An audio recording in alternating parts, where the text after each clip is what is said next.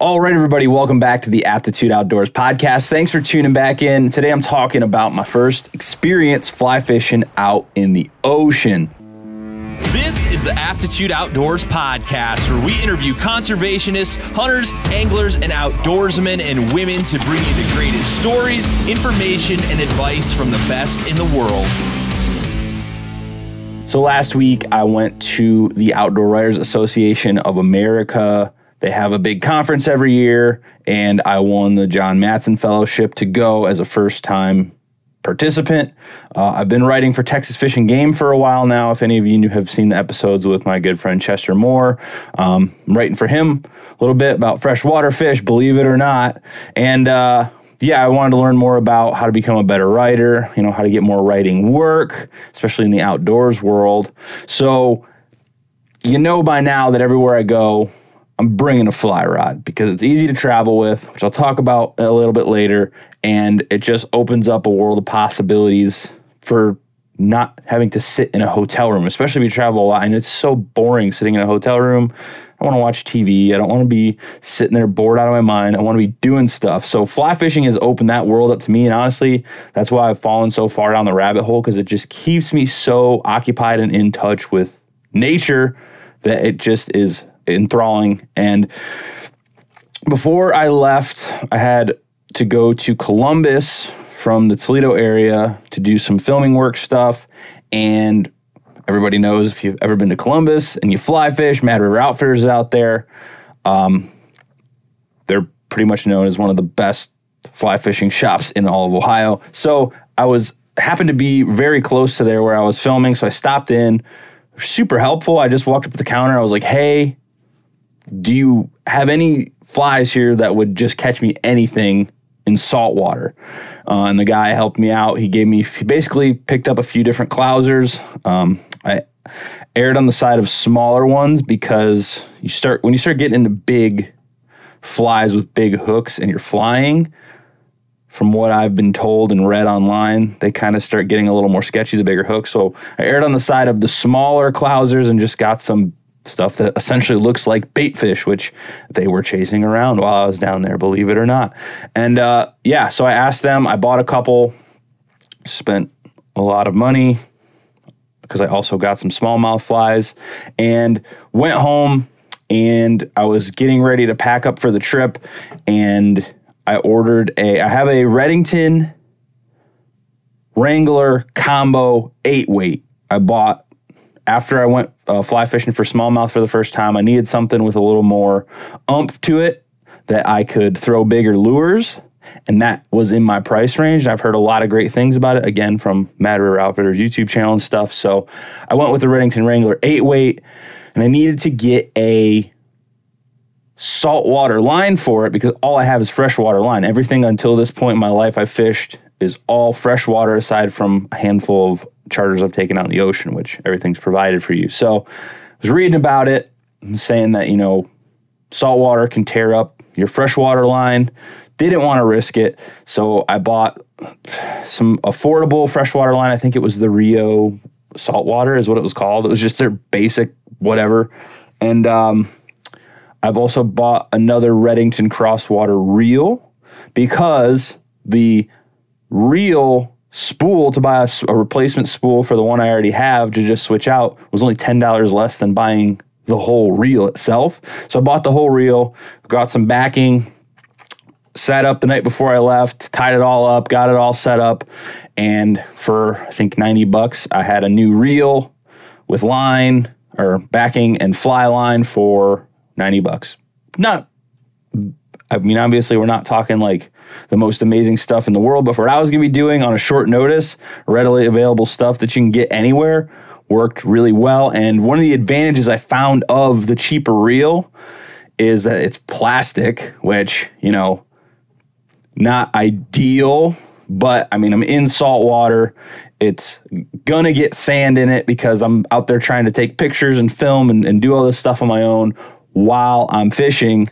I did drop it in the sand, got a little crunchy, took it apart in the hotel room, set it in the sink, put it in some soapy water overnight, rinsed it off, literally just as good as new almost. No more crunching, no more whatever. It's kind of worried I screwed myself there on day one. But it worked fine. So cheap, easy option. Got me out on the water. No problems at all.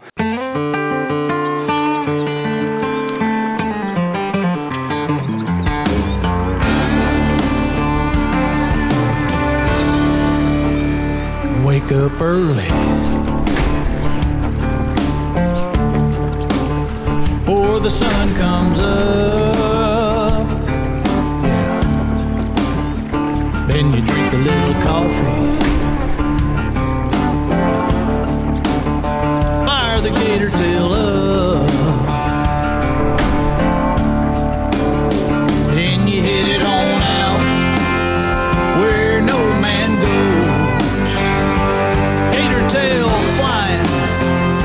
The thing that freaked me out the most was I don't know anything about saltwater fly fishing. This was literally the first time ever that I've done it. So I called my friend Derek York, who's down. He's a saltwater guide in Galveston. And I called Chester Moore, who lives by saltwater. He's done a ton of saltwater stuff in his life. It's kind of like, what do I need to be cognizant about down there? I mean, I've swam in the ocean before on vacation and stuff, but this is like you're interacting with the animals at a different level at this point. So they both told me to kind of keep my eyes out for stingrays, shuffle my feet when I walk, which was something I never had taken any account of before. So I was wearing just simple wading shoes. They pretty much just filled up with sand, so they're almost useless, but kept me from stepping on stuff on the bottom. So they said just slide your feet when walking, and actually that was really good advice because I did see a couple stingrays both swimming by my feet and swimming off the shallow water while I was down there. This is the first time I've ever seen stingrays at the ocean, so that was kind of cool. And then I was kind of more so worried about also the predatory fish that could bite you, sharks and stuff like that, and I said it wasn't really that big of a deal, so I wasn't too worried about that. It's just the stuff you catch in the ocean can be poisonous, venomous, all of this different stuff. They said, you'll be fine. So I was a little nervous going into it, but I just went for it anyway. And the first thing I did, I got to the place super late. It was like 10 o'clock, completely dark. There was no moon. So it was like pitch black. I couldn't even see the ocean when I went out there. It was just weird. I've never experienced that before. So it was like, I'm going to go to bed, get up at 5:30. I'm going to walk out to the beach. Sunset said 6:30, so I'd probably start being able to see around 6-ish.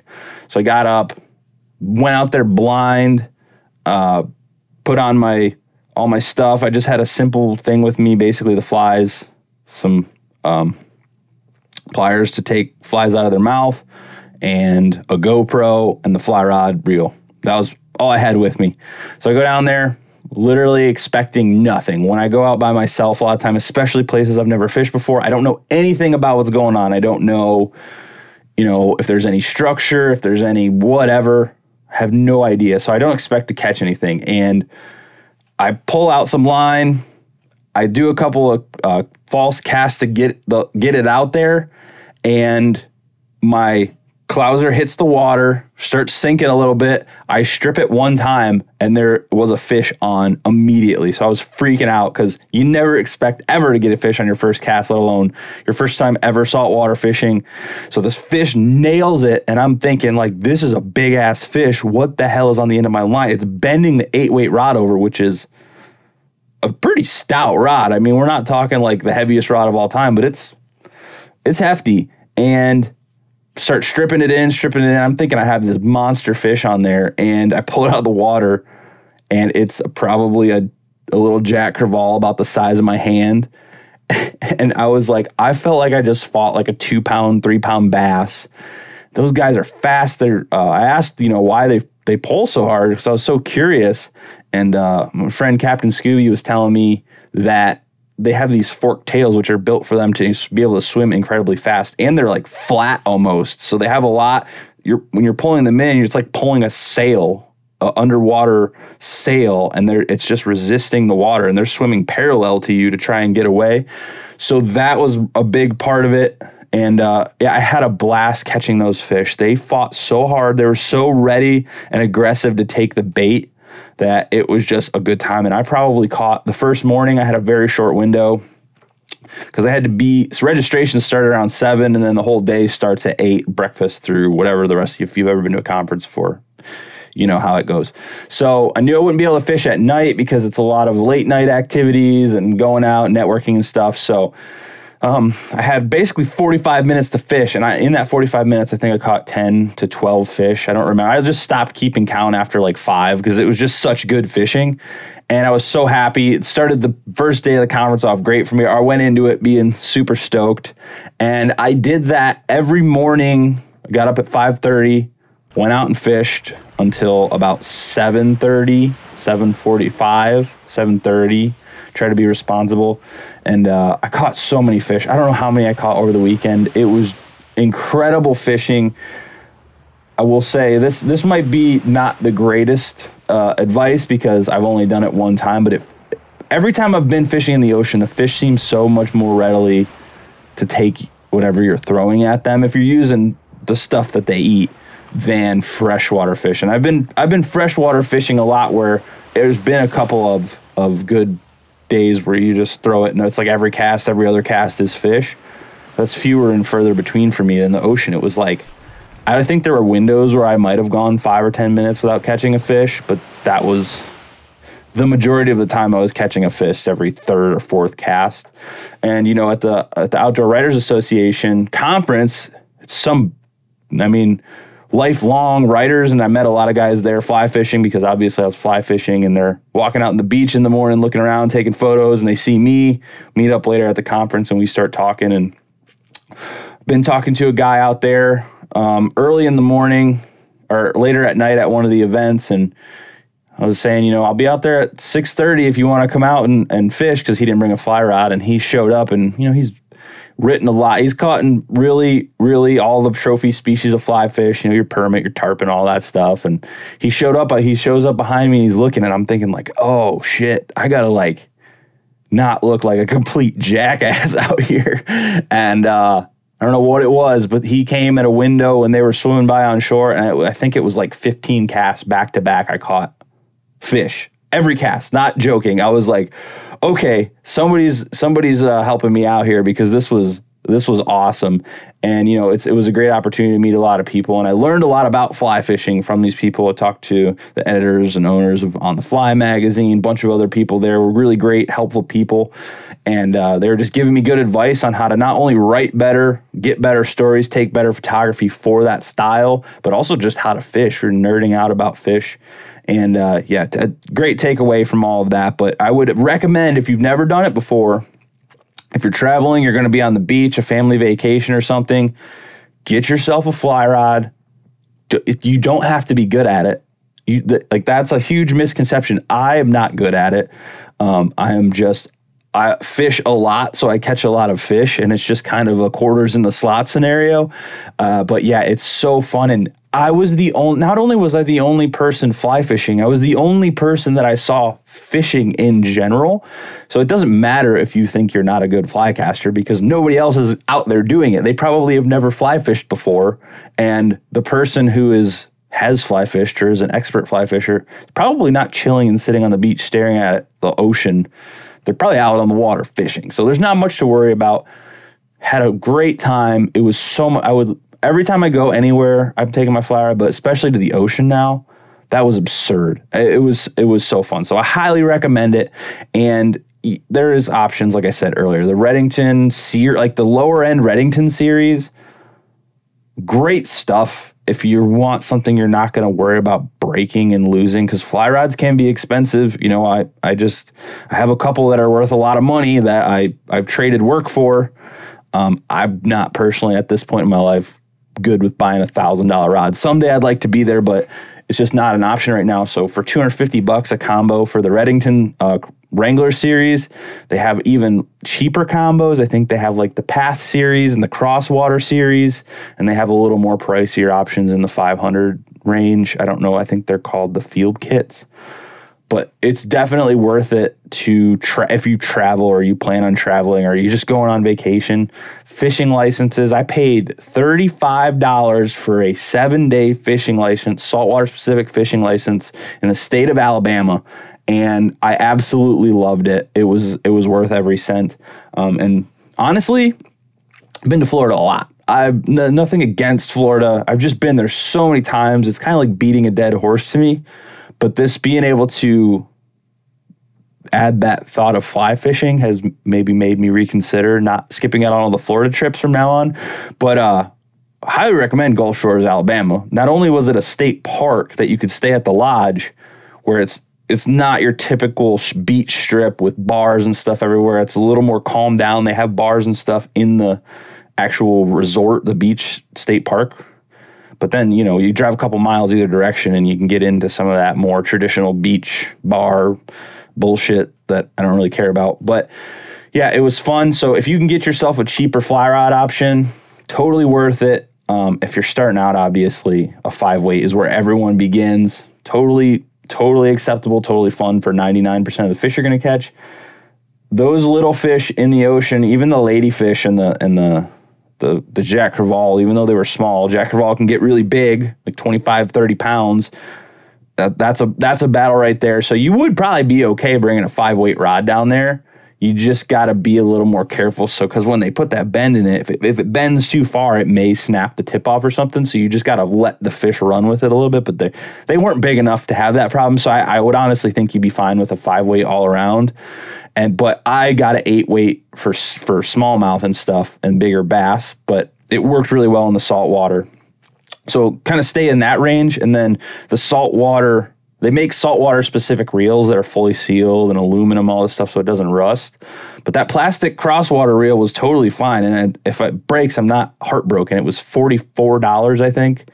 And, that's probably like blasphemy in the fly fishing world. But hey, man, when you're on a budget and you're traveling a lot and a lot of your money is going towards that kind of stuff, totally fine with me with having a cheap stuff. And you don't get as nervous in the airport when they're ripping your shit apart. They had to hand check my rod both times, which is, acceptable, but you don't get worried about a $40 reel versus a, $600 reel. We'll just put it that way. So I didn't have any issues with it. It's obviously not the best thing in the world. It was like casting a freaking horse. It was a lot, but I'm only fishing for a short period of time and totally worth it. Had a blast, which, flying with fly fishing gear has become really simple. I've done it like 4 or 5 times now, and there was no hassle at all.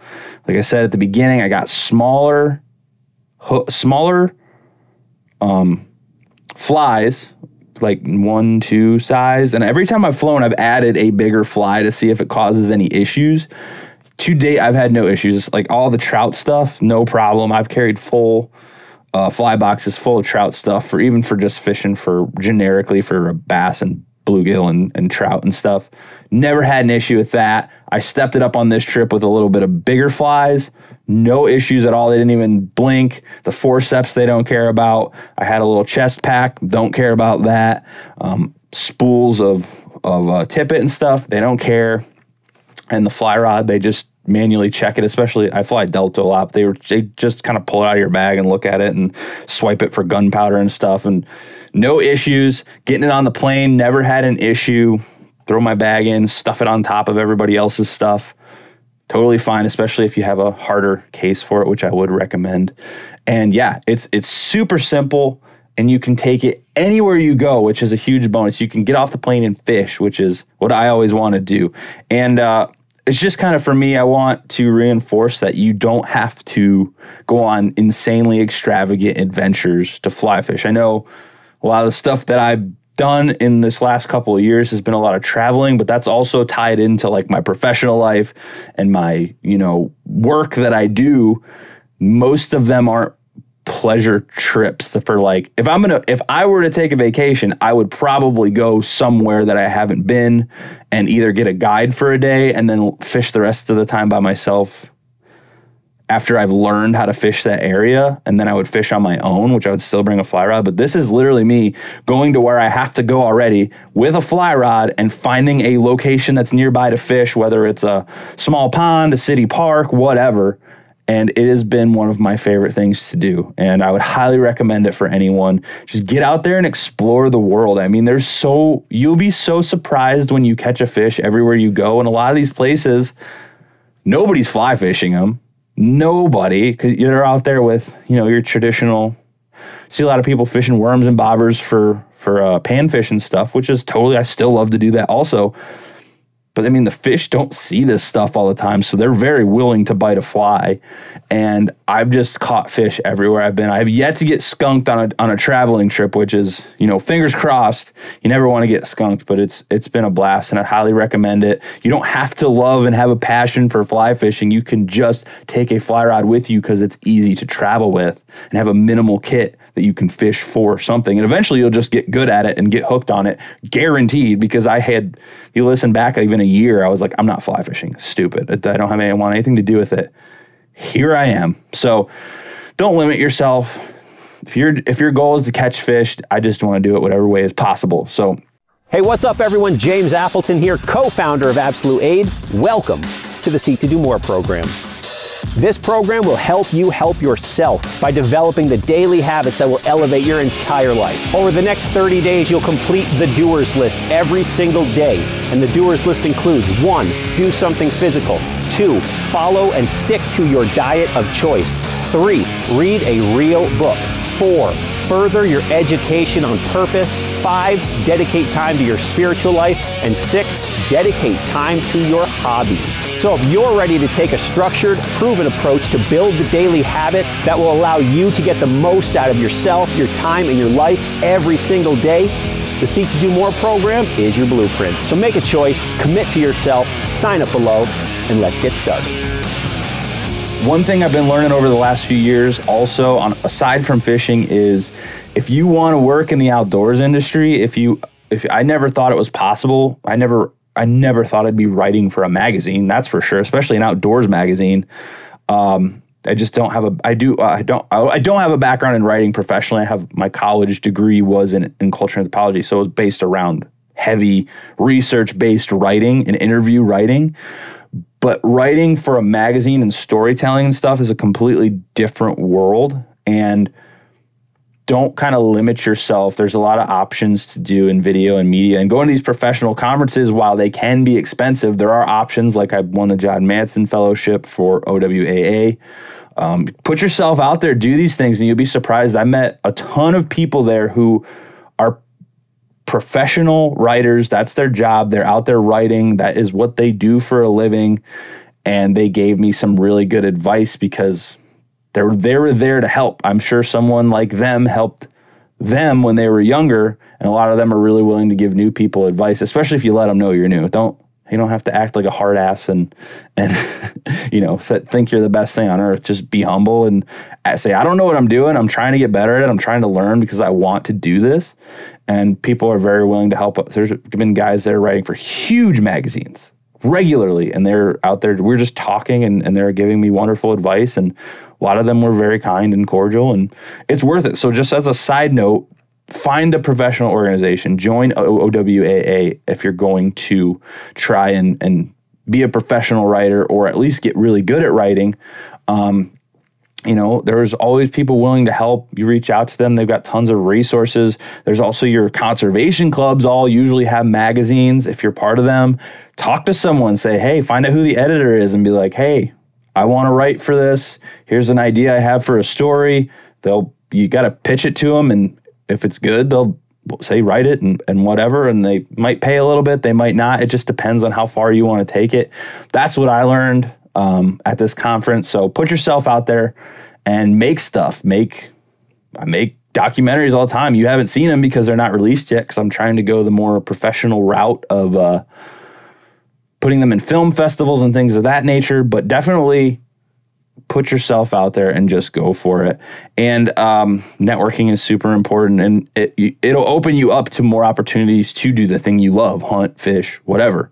And that's the takeaway I've gotten from more professional conferences and stuff. So keep that in the back of your mind if you want to be an outdoors media person in general. Just think about that. So to wrap up here, just get yourself a fly rod. Just do it. I know so many guys are like, I've thought about it, or I got one in the closet. I want to get out there. Just go. Nobody gives a shit. Everybody's worried about what they might look over and be like, oh, this fly fishing guy, whatever. And then they're going to move on. They don't care. If you just go out there and do it. And then, just get involved. Don't be afraid to do wild stuff. If you've been concerned about fishing in the ocean, just do it. You're going to have a lot of fun. You just got to be careful of the obvious dangers and you're good to go. So I hope you learned something about this. I hope you guys can get out there and get started on something new that you really enjoy. And as always, I want to thank you for listening to the Aptitude Outdoors Podcast. I will be back soon with another episode. Hey, thanks for listening to the Aptitude Outdoors Podcast. If you're getting anything out of this, if you're learning something, if it's helped you in any way, go down in the link below and buy me a coffee. Throw me $1. Throw me $2. We greatly appreciate it. Just using it to keep this ship afloat. So thank you very much.